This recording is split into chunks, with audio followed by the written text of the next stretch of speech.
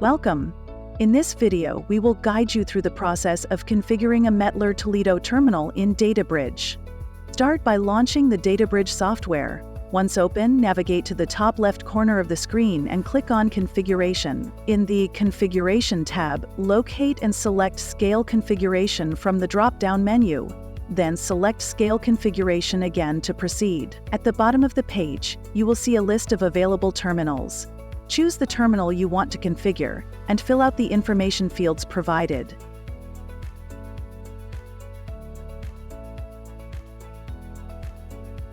Once you have completed filling in the various fields, click Test.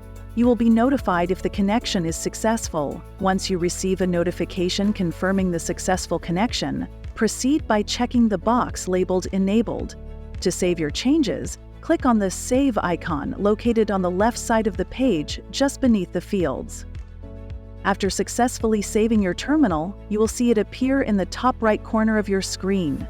The status indicator will change from red to green, indicating that it is now active. Your METTLER Toledo terminal has been successfully configured in DataBridge.